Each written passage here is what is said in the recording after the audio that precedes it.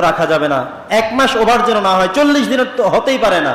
40 দিন ওভার হয়ে গেল, অনেক খেলা, অনেক সময় আমাদের ইবাদত বন্দিগুলো প্রশ্নবিদ্ধ হয়ে যাবে।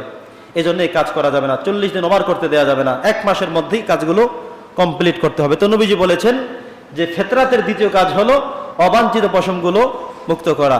3 নম্বর হলো এই বগলের নিচে যেগুলো সেগুলো মুক্ত করা। 4 নম্বর হলো নখ বড় না করা। আমাদের নখগুলো একটু একত্র করে দেখি তো, কেউ কেউ আছেন এমন করেন, এই যে পিছনের ছোট আঙ্গুল থেকে নখ এমন বড় করেন, কেউ মাঝেরটা বড় করেন।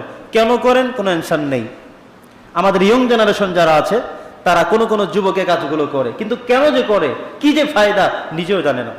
এটা ঠিক না, এটা জায়েজ না, ইসলামী ফিতরাতের বিপরীত কাজ। অতএব আজকে মসজিদ থেকে অ্যালাউন করছি, যারা আমাদের ভিডিও দেখছেন কিংবা দেখবেন, এবং মসজিদে যারা আছেন শুনছেন এবং আপনারা যাদেরকে দেখবেন, এই কথা শুনিয়ে দেবেন, নখ বড় রাখার কোনো সুযোগ নেই। এটা ইসলামী ফিতরাতের উল্টা কাজ, ইসলামী ফিতরাতের বিপরীত কাজ। ইসলাম চায় আপনি প্রত্যেক সপ্তাহে আপনার হাতের নখগুলো কেটে ফেলবেন।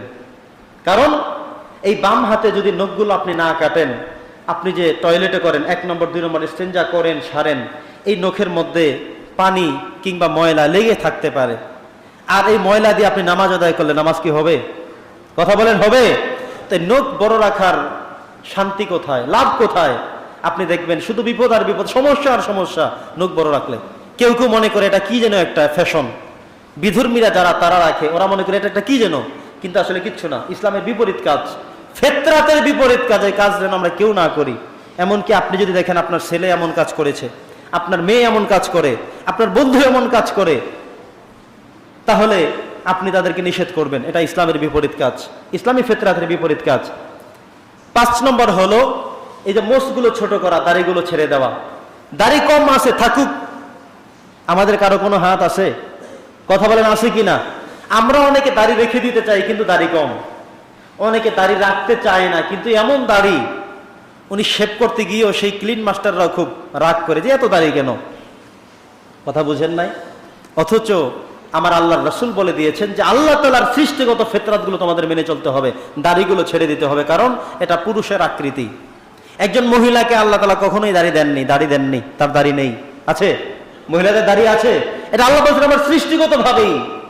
মহিলাদের যে অঙ্গ প্রত্যঙ্গের মধ্যে যে পরিবর্তন আমাদের সাথে তাদের, এটা আল্লাহ সৃষ্টিগতভাবে করে দিয়েছেন। তাদের দাড়ি উঠবে না, অঙ্গের মধ্যে পরিবর্তন আছে, এখানে মুখে দাড়িও আসবে না, মোচও উঠবে না। আর আমাদের পুরুষ যারা নির্ধারিত একটা বয়সের পরেই, কারো 1 বছর আগে, কারো 2 বছর আগে, কারো 2 বছর পরে, দাড়ি কারো কম কারো বেশি কিন্তু উঠে যায়। তো এই যে মোচগুলো, এগুলো ছোট করতে হবে। ইসলামী ফিতরাত বলে মোচ ছোট করতে হবে, দাড়ি ছেড়ে দিতে হবে। যাদের দাড়ি ছোট আছে কবে বড় হবে? একটু নিজেকে নিজে প্রশ্ন করেন যে আমার কত বছর বয়স হলে, আর কতটা দিন গেলে, আর কতটা বছর গেলে দাড়ি রাখবো? এটা ইসলামের বিপরীত কাজ, ইসলামী ফিতরাতের বহির্ভূত কাজ। দাড়িগুলোকে ছেড়ে দেন। কেউ আপনাকে নিয়ে হাসবে না।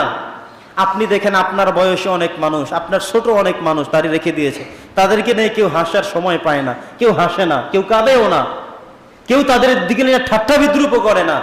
আপনি কি মনে করেছেন মানুষ হাসবে? এটা ভুল ধারণা, ভুল কনসেপ্ট। বরং দাড়িগুলো ছেড়ে দেন। আর কিছু কিছু মানুষ দেখবেন মোছগুলো বড় করে।